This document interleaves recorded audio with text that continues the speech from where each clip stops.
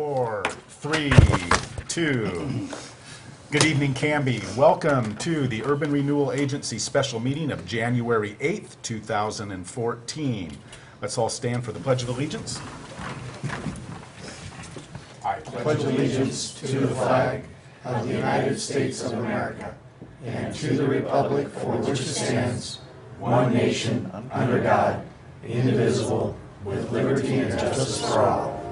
And a moment of silence for all of our armed forces and those serving in foreign service in harm's way.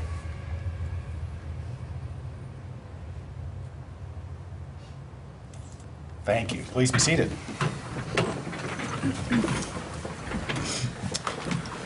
First item on the agenda tonight is the consent agenda, and I need a motion.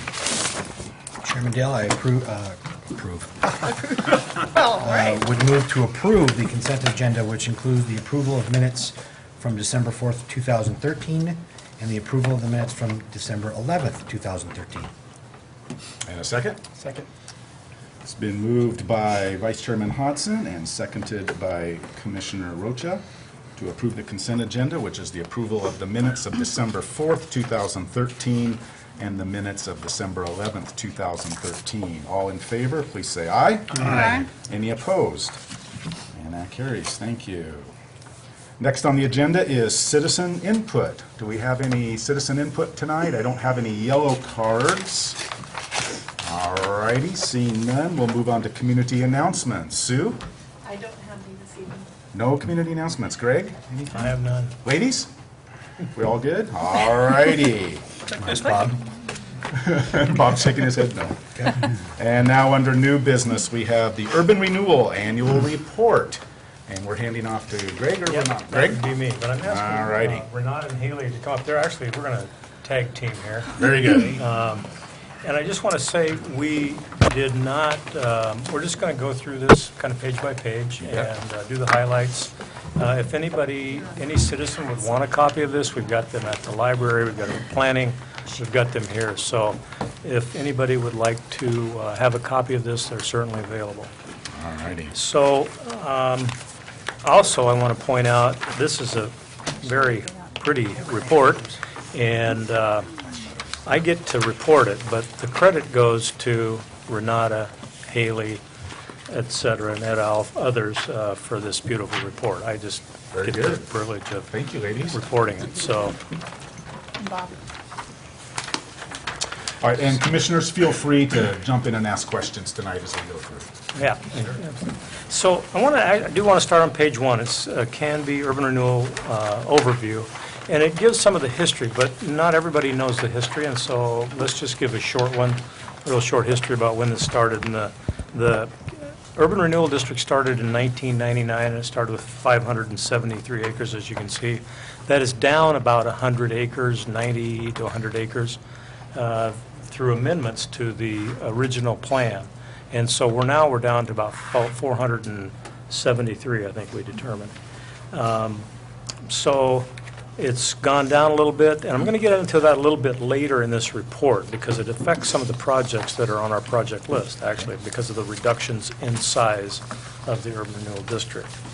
So on page 2, if you look at that, the other thing that creates some concern is people look at urban renewal districts and they see it on their tax bill and they say, well, we're paying more taxes. Well, first of all, I want to say that here's how it works. You've got a frozen base, and you can see that in the blue. And that revenue from that tax base, frozen base, which is $65 million as indicated in the first paragraph there, that continues to flow to all of the entities, the fire district, the school, county, all the other taxing entities within the district. And the orange section is as the value goes up, the Urban Renewal District collects that money, which is above the frozen base. The tax increment is what they call it. And then the green at the end, when this goes away, the debt is paid, all that money goes back to the taxing entities as it once did before. But if you go to let's go to page 3, and there's some frequently asked questions. And one of the things I wanted to point out is the second question specifically. And it says, am I paying for urban renewal? It shows up on my tax statement. And the answer is, you're not paying any additional taxes for urban renewal. That is that way because of a lawsuit by Mark Hemstreet, who owns Shiloh Inns, and it had something to do with the way Measure 5 reporting was done, and he said, you're getting beyond the $5 for education, and I want it put back. And the Supreme Court agreed with him, said, okay, we'll change it. And so they decided to, they being the county tax assessors, decided to show it on the tax, on everybody's tax within the entity, within the city. And what they did was reduce other taxing burdens to the taxpayers, and then put on the urban renewal. It doesn't increase your taxes, it just shows it as in a different line item. So, any questions about that? That's a real difficult concept, and I know some people think that our taxes are increased. They're not. Well, if we were being honest, though, the end effect is that the taxes do kind of go up in that the taxes, the revenues are frozen, but the cost of those services are not. So that's how you end up with fire levies and sheriff levies, et cetera. So the end result is a higher tax being paid. It's just not called an urban renewal tax. That's correct. It can result, you're absolutely right, in higher, in that case, higher. Absent those approvals, though, it doesn't go up. I mean, you're absolutely right. If people, the voters, and they've been very generous in Canby, passing those local option levies for fire and for the swim pool. So, yeah, you're right. But if we didn't have urban renewal, then we wouldn't have to probably raise as high for those other entities that you just mentioned. If we didn't have the urban renewal, And what would the revenues that would they be enough to cover all the needs of the different departments that we are now taking from to run urban renewal projects? That's kind of hard to speculate, I would think. Well, but that is actually a good question, and I can give the example for the city. I don't know what the, I'm not sure what the tax rate is for the fire district. It's pretty low, 130 per thousand or something like that. And we can get into that in the back part of this report. It talks about what they've foregone over the years. And so we've got a projected and an actual, so we can get into that at the end. We're going to talk about that. But that, remember that question, because I think it's a good question. It's a fair question. So let's go to page 4, and it says projects underway or completed in this last fiscal year.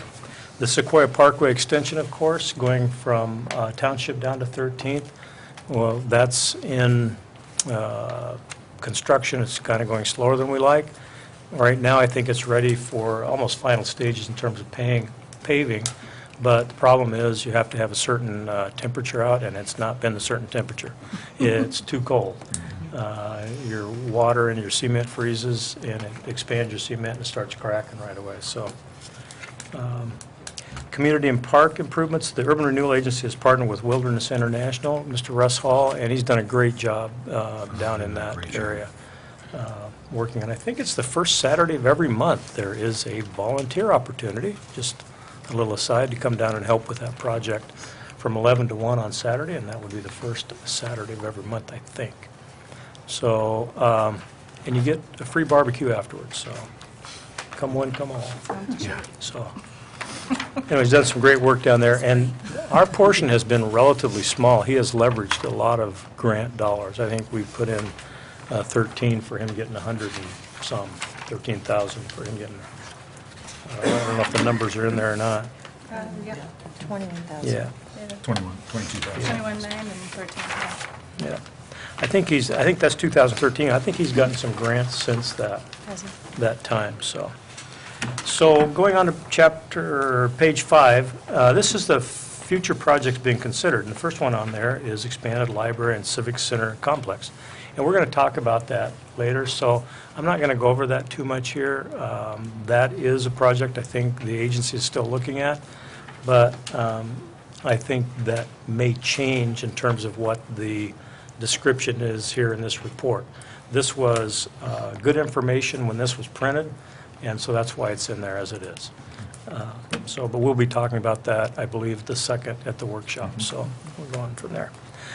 Quiet zone is one of the things that we're looking at. There is some money in the budget for that. That's moving forward. Matilda's working on that, working with the federal railroad regulatory agencies and the railroads to try to get something done in that area.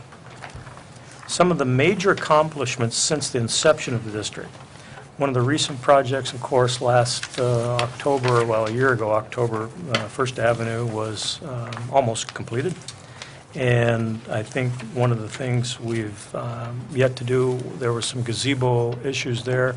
I've talked to, we don't have the money to do that. We've got just a few $1,000s left over from that project.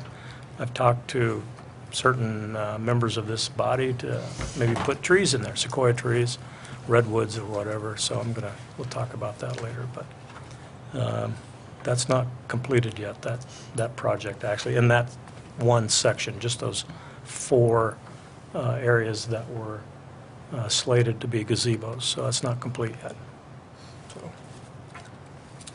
Canby Police Facility, that was completed in basically the beginning of the 2012-13 year. They moved in August of 2012. The community room has, I think, filled a pretty big need in the community. It's used a lot for public meetings, community meetings. We've also had some private companies come in. I believe Potter Industries used that for some meeting that they were having, bringing in.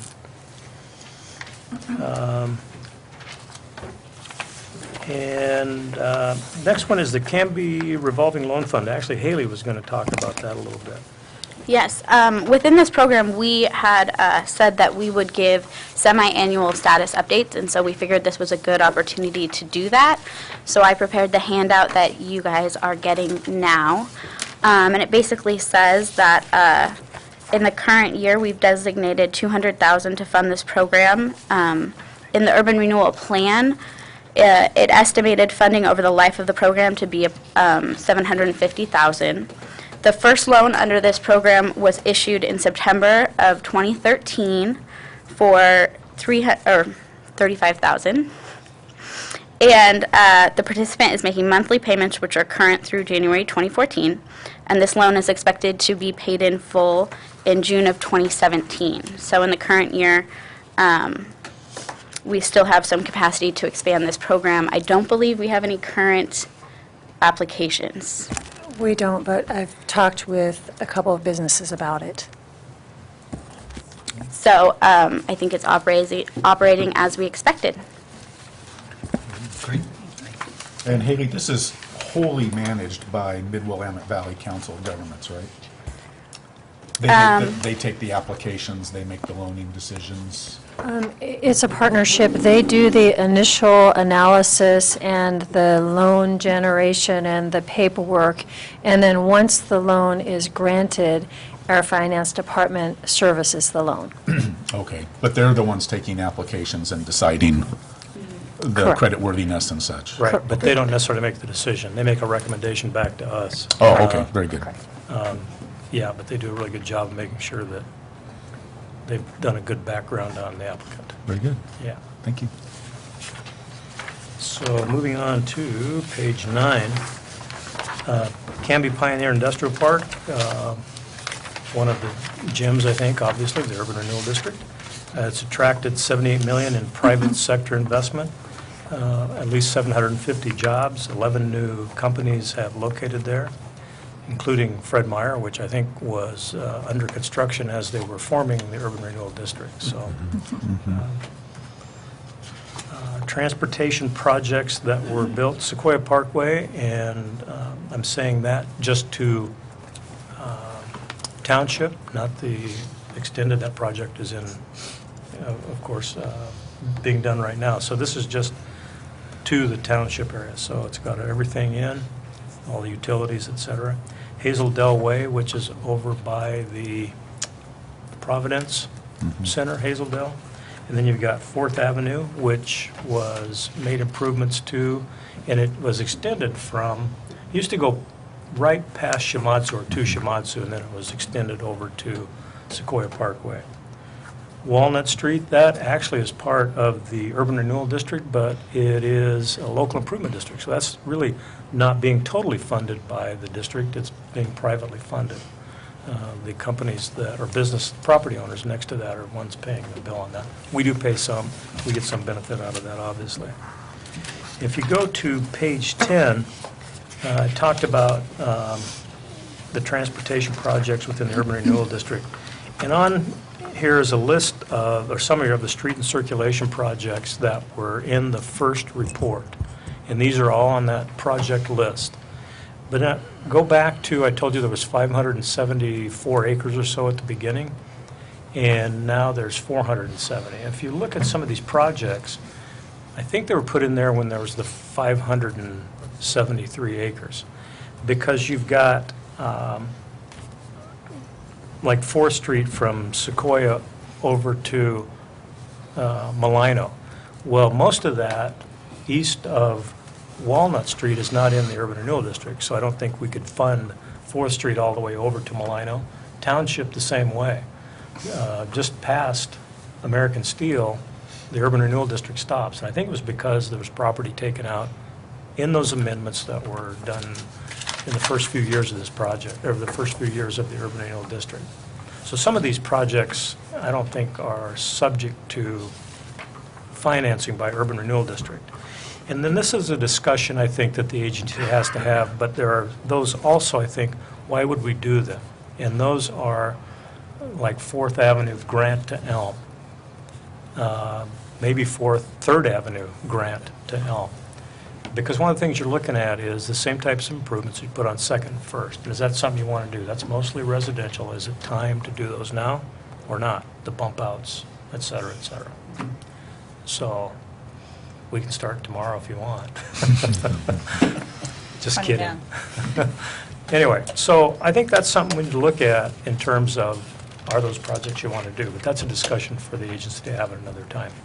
They are still in the project list, so we can't, as staff, just take them out. It's, it would require a minor adjustment to, a minor amendment to the urban renewal report. So The addition of projects is likewise a minor amendment? that's correct, yeah. And there's been there have been 3 projects included over the years by amendments. Okay. I think the fire district project, Okay. the police station, and the library. Okay. Were all done by amendment and resolution, I believe, so. Okay.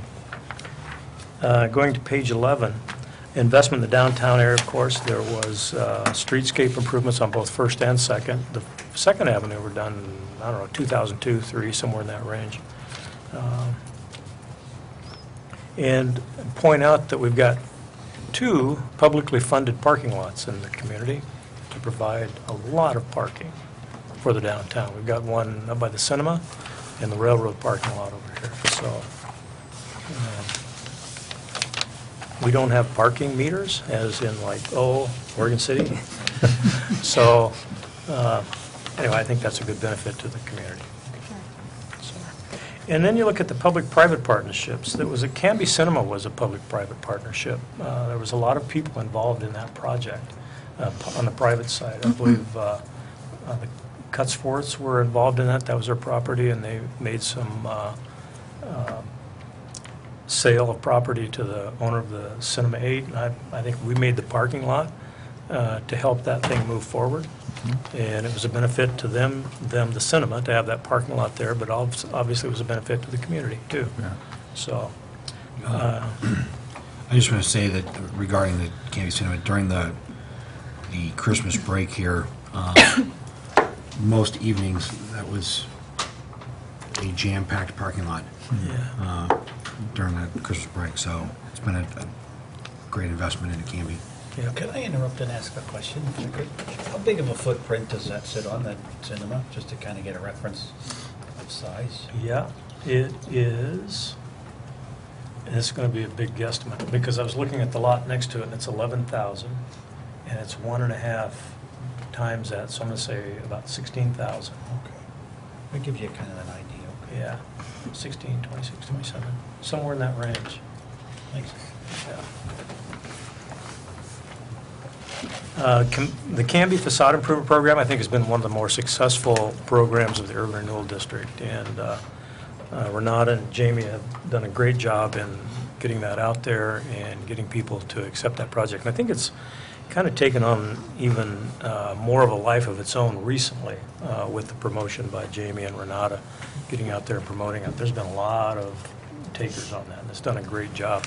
I think not just on First and or Second, but we've got buildings on 99, which Bricks and Minifigs, Advantage Mortgage, et cetera, they've, I think, taken advantage of that. I don't know of anybody else on 99. We've had conversations with some other businesses along 99, but those are the only ones that have completed their projects. Gotcha. Anderson Well, Marketplace? They did the monument sign, yes. Yeah. Didn't T-Line do a paint project? Oh, that's or right. something? That's right. Yeah, Yes, they're they down did. here too. Yeah. So I think it's been very successful, and it helps beautify the community. The Andrus office building, we partnered with the owners there to do a feasibility study about the potential for developing that and what it would lead to. Canby Main Street program, the Urban Renewal District funds that. I think that's been, I think anybody would say, a successful program in that it helps, I think, the entire community. There are programs that are helping the entire community in terms of bringing people into community, into town, and well, we got some of our council and agency people on their committees, and I think doing a good job keeping that moving. Our gateway signs was part of the urban renewal project. Waite Park frontage road improvements, I think we did some good improvements around Waite Park. Kind of narrowed the roads there a little bit, but put in some really good pervious pavement to get rid of flooding issues and make sure that our storm drain water was going away. Modernized and updated sign code and design standards to ensure that future development is attractive and consistent in downtown. Can I ask a question? Thank you. Just to clarify, that's page 12. On page 11, it's listed as public-private partnerships. It doesn't say anything different. The Main Street program, the gateway signs, they're not public-private partnerships, but it appears that way in this Yeah. report. Well, I'm just wondering why it's laid out that way. they are kind of. I Are mean, they? if you Okay. think about it. Waite Park? Well, they just- are what am I kind of. missing? Okay, well, what am I No, missing? you're right. No, some of the Main Street program, though, is, it's, on those committees are some of the business owners, and not, the businesses have been working with Jamie to be a participant in the Main Street program. And Okay. remember, we gave out some of the, like, the signs and that type of thing, but the signs, I think you had to, there was some criteria you had to meet, remember? Okay. To be open and that type of thing. It's a minimal amount of participation. Waite Park, I can't Waite Park, tell you. gateway signs, and just, Yeah, I guess I could buy the Main Street one, but the Okay. gateway and the Waite Park, it just feels to me like maybe it should be in a different spot on the all report. right, you but- you got me. We'll reclassify that. Okay, thank you. All right. And going on to page 13. And this is the project, we went back, these are the projects list that I pointed out earlier, back on page 10. And these are just the values that are currently, they are designated, that's what it's going to cost in terms of the report. Those are $1999. That's what was allocated to those projects, except for, we did update the ones we know to be different. The library revolving loan program, we didn't know what that value might be. SDC reimbursement, also, we weren't sure at that time, so those were updated. But other than that, those are the numbers that are on the original report. And other potential projects, programs, and opportunities, I know that one of the things the council wants to look at is housing opportunities, high-density housing. redevelopment. Another thing we might look at and put on this list, well, you got 99E corridor beautification, but also business incubator. Is that something that the agency would like to look at?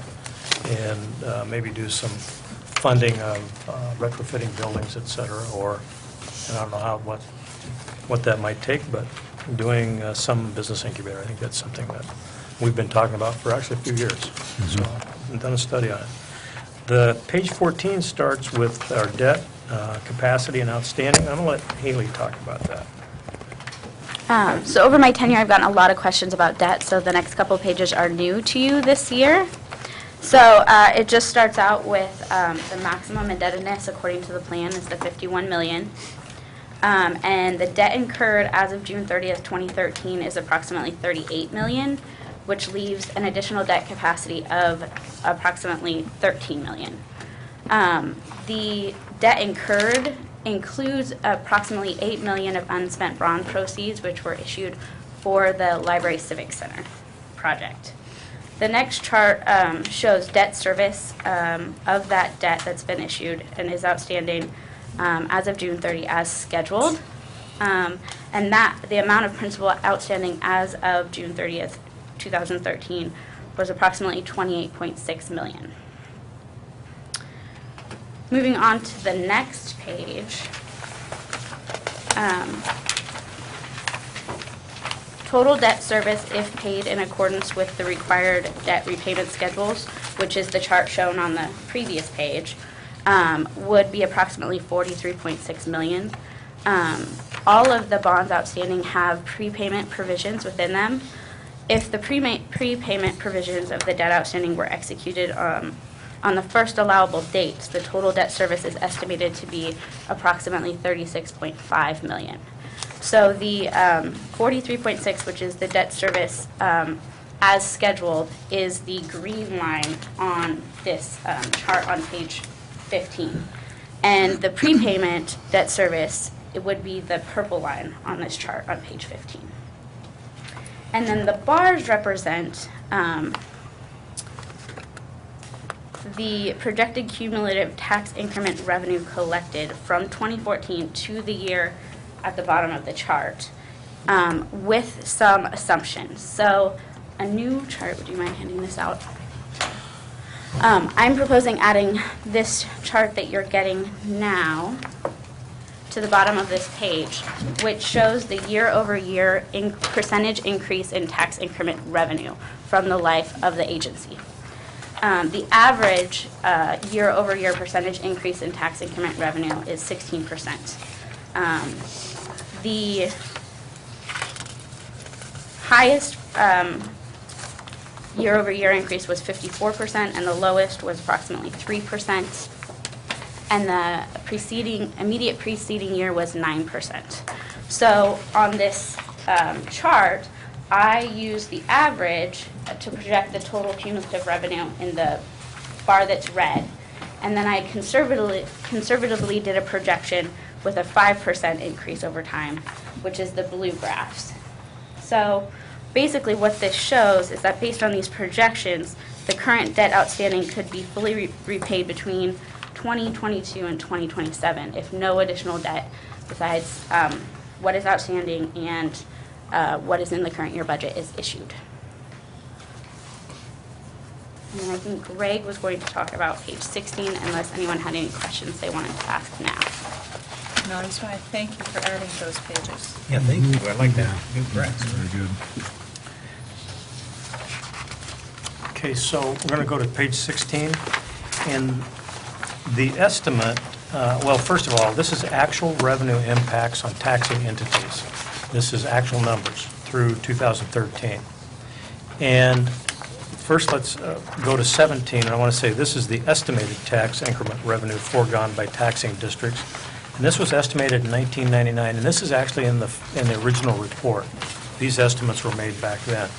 If you look at page 17, on year 2013, the estimated assessed value would have been $205 million, when in fact the Actual increase is 140. That's above the frozen base. If you go to page 16, look at the year 2013. The first line there, the first column, shows increased or incremental assessed value of 140 million. So it was substantially lower actual than estimated back in 1999. Interesting thing, however, is that the estimated tax increment back in 1999 is very close to what it is today, actual. I don't know why that is, but we're making just about what they said that we were going to make in terms of tax increment. Which Revenue. Is revenue, tax increment revenue, right, which is interesting. And I would note that that's one difference between this table last year and this table this year. That first column was changed. Last year, it reported the total assessed value in those years, and this year I changed it to the incremental assessed value, so it could be directly comparative to the column on page 17. Very good. Yep. Excellent.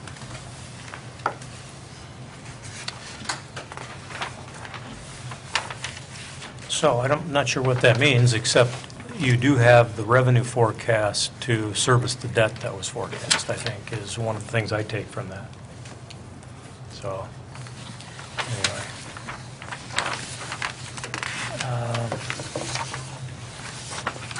Any questions on those charts? Then I'm going to jump back in on page 18, and I have some edits just because there's some inconsistencies. It's actually the total, so from July 1st, 2000 to June 30th, 2013, I believe is actually 13 years.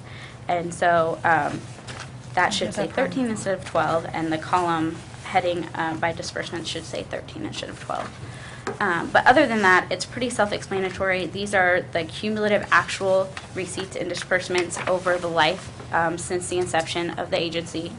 And I wanted to note that the carryover number is kind of large, and that is because of the unspent bond proceeds for both the Sequoia Parkway project and the Library Civic Center project. And then if you move on to page 19, it shows the actual receipts and disbursements for the 1 year ended June 30, 2013, and the budgeted amount for the year ending 2014, which we are in right now.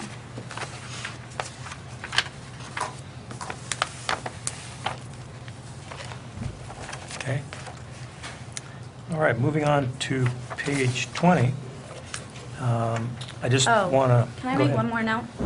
I did make a note that the actual cash carryover, if you look at the bottom of the actual in 2012, and you look at the budgeted cash carryover in 2014, the actual is higher than what we budgeted, and the tax increment, the number on that column, is what we budgeted.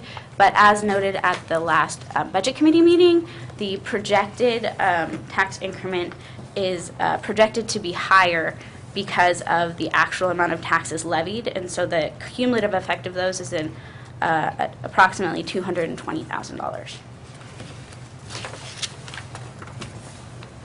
Which is saying we collected more tax increment funding than we had That projected. we're projecting 220,000 more, I guess, ending carryover in 2014 than we budgeted, Okay. unless we allocate that to some other project.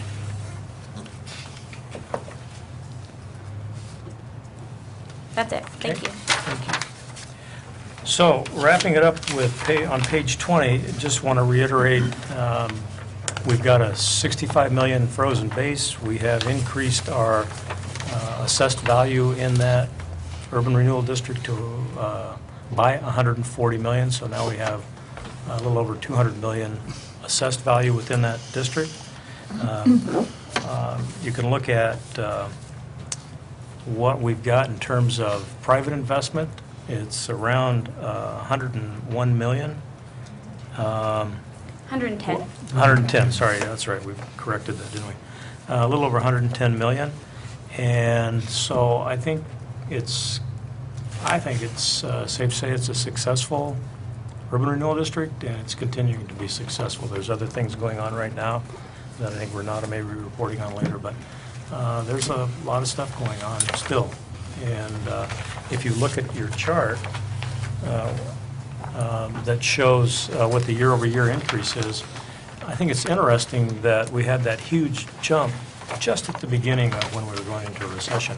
But then it didn't go down much for the next 2 years. And last year, 9% in the urban renewal district was the increase. That's a huge, huge increase for any taxing entity or assessed value. So that's a big increase, 9.35%. And then the year before that, 13.41. So 16% year over year is unbelievable in terms of increase. So I think it's Clint, can you get those numbers with investments? I got a dollar on it. You can. Invested at the beginning. Yeah, anything else? Anything you want to add, either? Just that wouldn't we like them to adopt it with the changes of adding this, the changes I noted on page 18, and then we could, I guess I should maybe leave this to Renata, but I was thinking the notes from Tracy would be to move the Gateway Wait Park and preparing for development up under the investments in downtown Canby before it says public-private partnerships. Would that be those acceptable? Yeah, those are the three that I caught. And I'm wondering, since we're talking about adopting it with changes, the page, well, in the packet, page 5 in the report, the expanded library civic center complex, do we want to have details of a plan that's not going to happen, or should we abbreviate that to something more generic that we're considering options for versus laying out details of a plan that isn't to be just maybe I don't know, wordsmith it, but this should maybe not have these details when this is not going to happen as laid out in this page. Yeah, and I actually talked to Chairman Dale a little bit about that. And one of the things we discussed was I did take out some specifics. There was some real specific stuff in there, so that was taken out. But I decided to leave that in because one of the things you look at is this is actually the 2012 to 2013. Okay. And so it was true at that time, and I think you're going to discuss where this is going to go in the workshop next. So is Well, it the does say report being wrong? considered, so I Yeah. suppose that, okay, I'm good. And we did take out some specific references to property in there, just to make sure that, because we knew that was totally wrong. Okay. This we're not sure about. This, okay, You know? fair Yeah, enough. this is that annual report, so the review of the previous year. Yeah. So Well, yeah, and it doesn't talk I'm- specific locations, so Right. it's not quite as confusing. So I'm good. Well, there is some overlap, too, between the end of 13 and the beginning of 14. I admit there's some things we put in there that maybe were in 14, but, hey, we wanted to make a look at it, so. No, anyway, All right, that's fine. point taken. So Just a- that's all I have. Do you have any questions? Yeah, further questions, anybody? Great report. Yeah, thank you very much. Thank you for the additional Very charts and clear. stuff. And Haley, and, yeah, they did a good job. So agency, are you okay with receiving this report with the amendments that Haley just outlined? All righty, I'll need a motion. Chairman, I move to accept the Urban Renewal Annual Report as presented with changes suggested by commissioners as well as staff for approval. Second. It's been moved by Vice Chair Hodson and seconded by Commissioner Ryder to accept the 2013 Urban Renewal Annual Report as amended. Any discussion? All in favor, please say aye. Aye. Any opposed? And we're carried 7-0. All righty. Last opportunity for citizen input. Mr. Backstrom.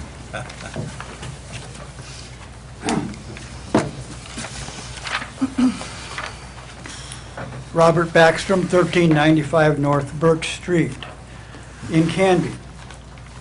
At last, I bet somebody will answer for us tonight what the definition of foregone means. There are many, many people in my neighborhood who do not know what that means. I see it here on page 17, and I would like if you would take just a couple of minutes to define what foregone means and how that impacts me and you and everybody else.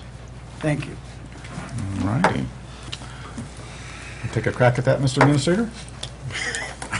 Can you take a crack at it? Deer in the headlights? Sure. Now, foregone is taxes that would have originally been given to the entities we spoke about earlier. And we've got a lot of taxing entities within the city. I mean, I don't think all of them are listed They aren't. in the report.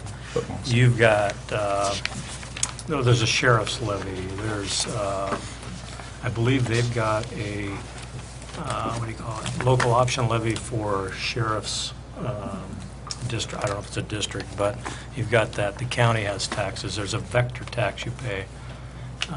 So there's all kinds of, but what happens is, like I was trying to explain, when you do an urban renewal district, some of those taxes, a portion of them, go to the urban renewal district. So the taxing entities are foregoing the taxes they would have originally got. Now, foregone taxes, in my opinion, mean that they're not gone, they're gone for a while, and they will come back in spades, especially in this urban renewal district that has been very successful. Now, in terms of, so that's what foregone means. It's not going to those entities that normally would have got it. And that includes the city, by the way. Our general fund does not get, foregoes, let's use the word, foregoes a certain amount of property tax that goes to the urban renewal district. And so it is used for our urban renewal projects we spoke about today. So what does that mean to the community? There is less money, I can use the city.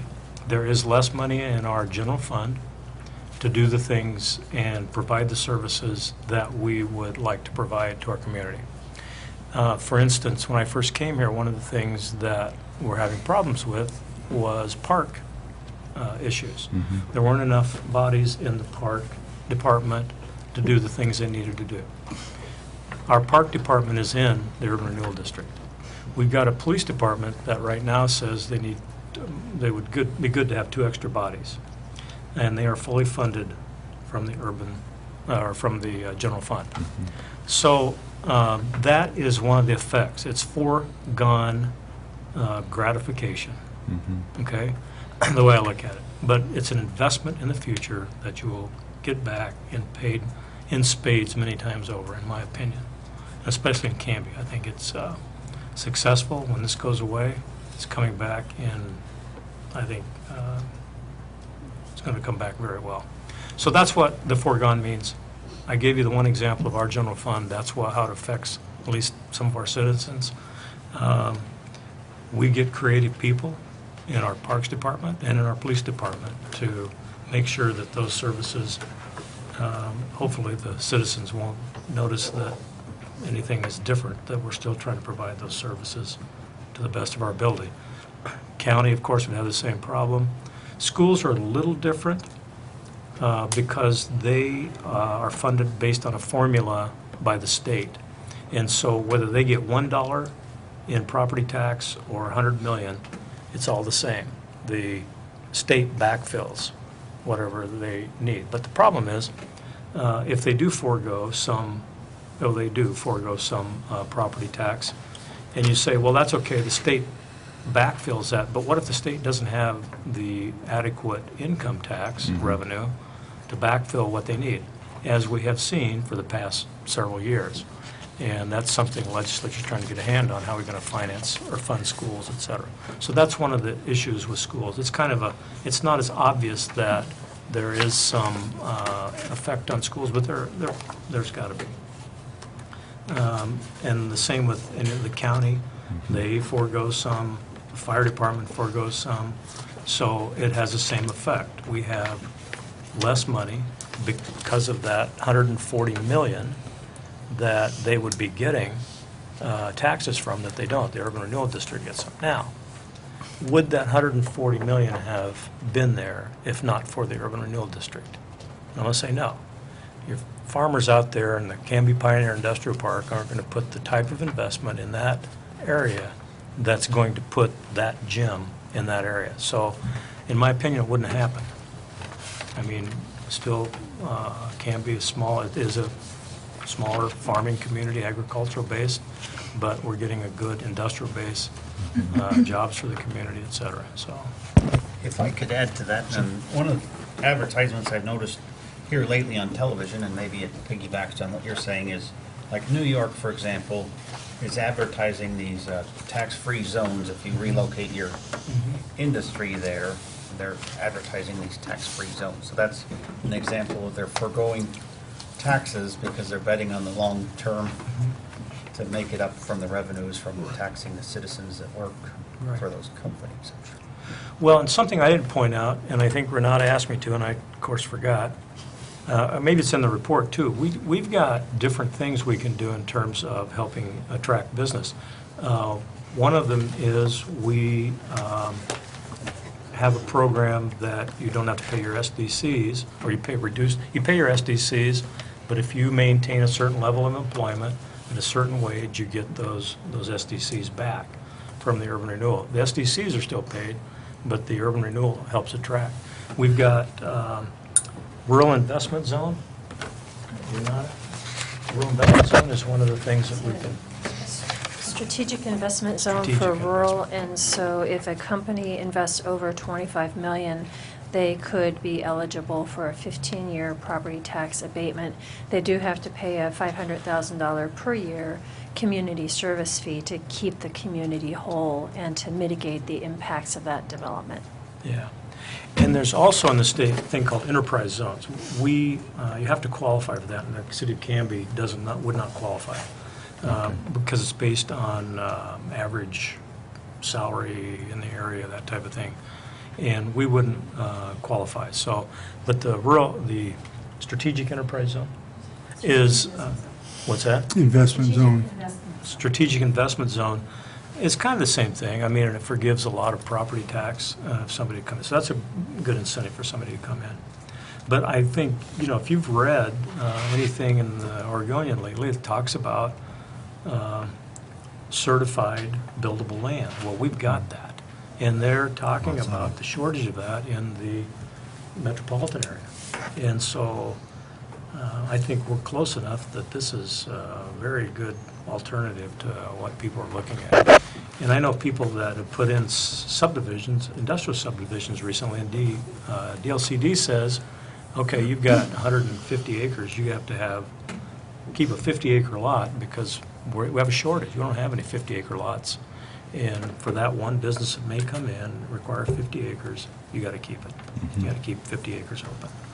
So instead of breaking it into 1-acre lots or 2-acre lots or whatever. So there are some incentives in the community. So I know New York's getting a tax-free zone, and we can get more creative too about some things maybe. So, yeah, we do get some incentives. Jim? Yes, thank you. Since Bob wasn't very good at stumping Greg, let's see if I can do that. And yes, you can use a lifeline to answer this question. Okay. Phone a friend. Yeah. That's the same thing. When farm property is on ag deferral, is there money coming into the taxing districts during those years, or only upon the sale of that property? That's a good question, and the answer is, it does not change your underlying tax until you change use. Okay. And I've had that question many, many times, and I always tell the person, usually it's the property owner, I said, please don't believe me, call the assessor. Okay. But, and they come back and say, no, you're right. The underlying, if it's farm deferral, and just because it's in the industrial park doesn't mean they're paying that higher tax. Am I? So farm tax deferral can be substantially lower, like probably 10% of what an industrial value would be. A number of the properties are in farm tax deferral, and they need to demonstrate that they're generating a minimal amount of revenue. And so once that property develops, all that 5 years back, that farm tax deferral is due.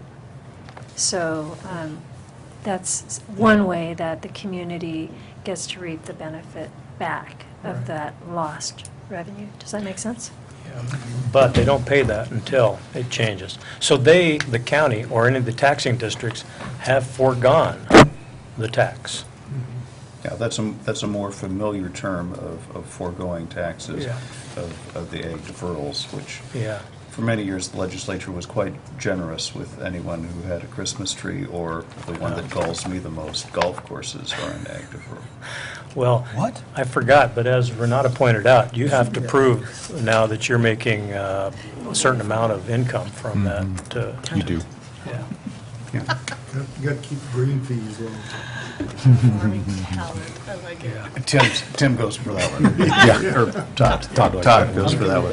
That's funny. Did that answer your question, Bob? Thank you. Yeah. You good? Okay. And I didn't do any better at stumping than others. Our city manager came prepared. Yeah. It's got lucky. So that is, what Greg said on page 16. If you look at the spreadsheet, it shows just over 16 million in URA tax levied. And we could say that that has all been foregone. But as you pointed out, had the URA not been there, and you went on the previous page here, I think there's 2 pages over, you mentioned if there was no URB, that land would be projected to be worth about 96 million now. Right. And so the true foregone is not 16 million. If I did the ratios right, it's really closer to 5. Very good point. That's- Haley's going, yeah, maybe. Okay. It would be substantially less. Okay. Wow, good Alrighty, job, so, Tim. well, just, there is that part of it. Yeah. Alrighty, any other questions, folks? Bob? Good, thanks. Okay, and, oh, we have Bev, come on up.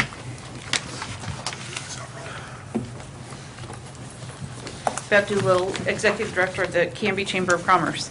This is a great piece of work. You guys have done a lot on this, and I appreciate everything that's in here. Yeah, you guys have.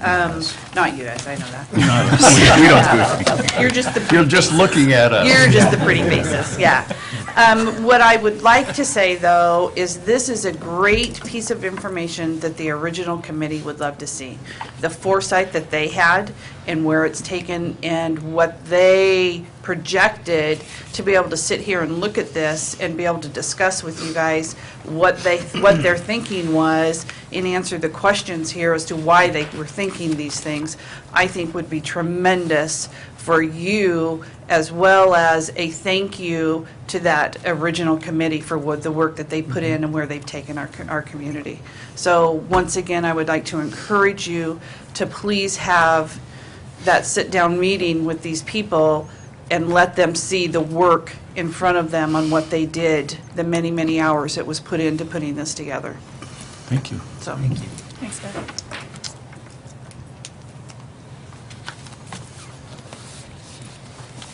All righty. We good? Good. On that, all righty. Any other new business, Mr. Administrator? I have not. I think Renata's got. Oh, Renata? Jamie and I were prepared to give a verbal update if you'd like. Oh, thank you, please do. That'd be great.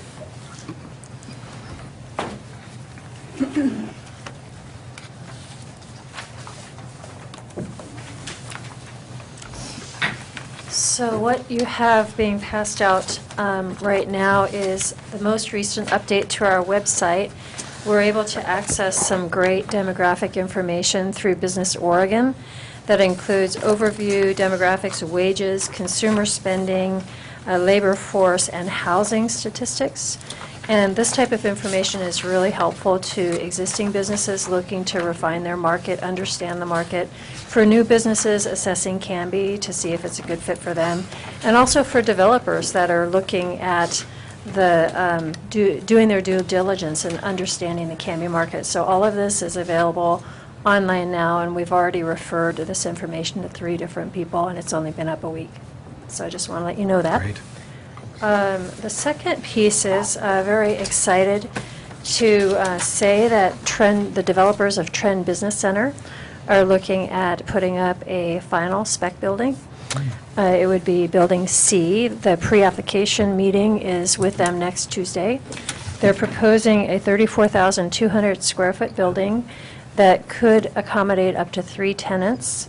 It would be on 2.4 acres of land, and they'd also have mezzanine space available for additional office or storage. So this is a great development for 2 reasons. One, we really have no industrial space to speak of to market, so it's exciting that we will have high-quality space to promote again in Canby. And the second reason it's wonderful is that this is a huge vote of confidence for the Canby market. We haven't seen speculative development for quite a long time. It takes quite a bit of strong economic indicators and confidence in us to be able to take this big step. So we're excited. We've been talking with the developer. We've offered to help them promote it once it's ready. They're on a fast track. They're hoping, depending on all the approvals, to be beginning construction early summer. So, then finally, we are looking at the next industrial forum at our newest industrial building, Dragonberry Produce, and that will be on February 19th, focusing on defining and penetrating new markets. So with that, I'd like to have Jamie come up and give some brief highlights on the Main Street program. All righty.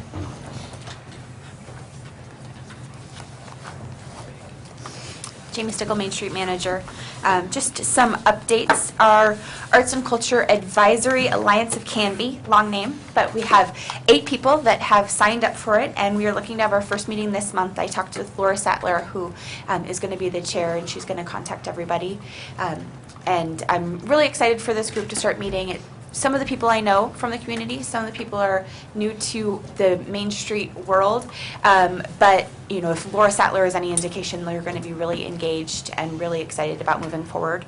The Historic Review Board has been helping aid the move of the Mack House from where it currently is on the Zora Lutheran property to the Knott Street property. We went to, or two of the members went to the Planning Commission meeting and voiced their support from the whole Historic Review Board. Not everybody was able to make it, to move that building, keep it intact. The other option was to demolish it. So we're working with also the Planning Department right now because there are some steps in the code that need to be taken in order to make sure that it's officially moved. So applications and permits and things of that nature.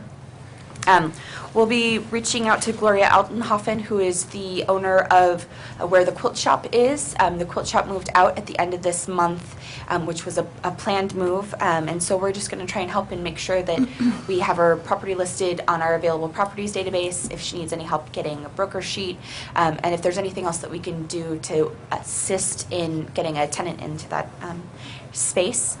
Our Valentine's Day is fast approaching, so I'll start working with the downtown businesses to do a promotion like we did last year. It was free for the businesses to participate in and marketed through Facebook, the website, newsletter, and just a good way for businesses of all natures to advertise what they have going on. So last year, if you recall, we had the Canby rental that said something along the lines of "Nothing says love like a chainsaw," and so I hope that they participate again. I hope that they participate again, and that they're as creative, and that we have as many businesses participating in that. This month's downtown draw will be Wallflowers Framing Gallery, and so I just met with her earlier this week, and that should be out probably tomorrow or Friday. The Oregon Main Street quarterly workshop will be in Dayton on January 24th, and it's talking about taking committees to task forces when necessary.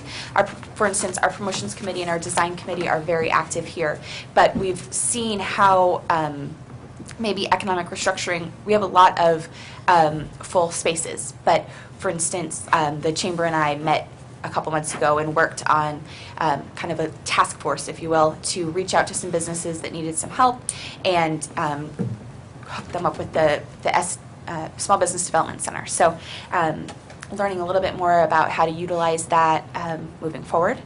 And then lastly, a new downtown business is coming to the Grand Building. It's especially for you, and it's women's apparel and accessories.